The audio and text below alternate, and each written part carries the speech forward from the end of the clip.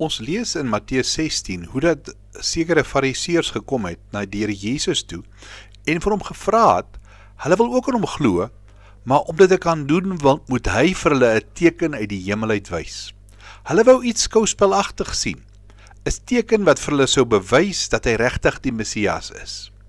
Hy het geantwoord, wanneer dit aand is, sê julle dit gaan mooi weer wees, want die lug is rooi.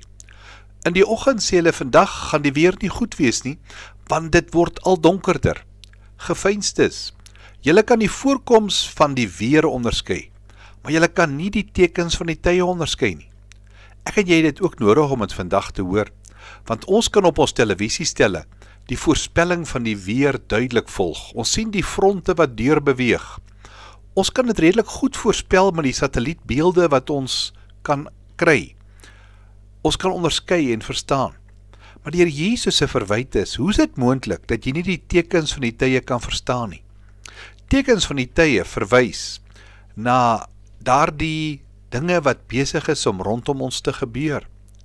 Tekens van die tye wys na verlossing, na wanneer die Here Jesus gaan terugkom, en daardie tekens is oral rondom ons. Jesus het gesê, hoe is dit moontlik dat julle die tekens van die weer kan onderskei, maar julle verstaan nie wat besig is om in die wêreld te gebeur nie. En dan voeg hy by, 'n goddelose en owerspelige geslag soek 'n teken. Daar sal geen teken aan hulle gegee word nie, behalwe die teken van Jona. Nou die boek van Jona is vol van bonatuurlike dinge. Daar was 'n groot vis, daar was 'n komkommerplant, daar was 'n wurm, daar was 'n oostevind. Alles wat deur God voorberei was om te praat. Toe was daar 'n bekering van die hele stad met meer as 1 miljoen inwoners. Die Here se woord aan Jona was baie duidelik. Hy het gesê, staan op, gaan na Ninive toe. Jona het nie van daardie opdrag gehou nie.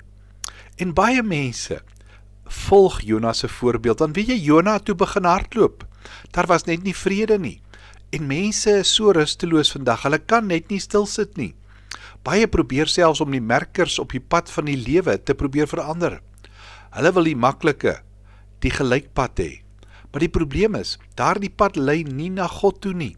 Jesus het gesê, daar's 2 soorte paaie van die lewe. Hy het gesê, wyd is die poort en breed is die pad na die verderf. Daar's baie wat daardeur ingaan. Nou is die poort, smal is die pad wat na die lewe lei. Daar's min wat dit vind.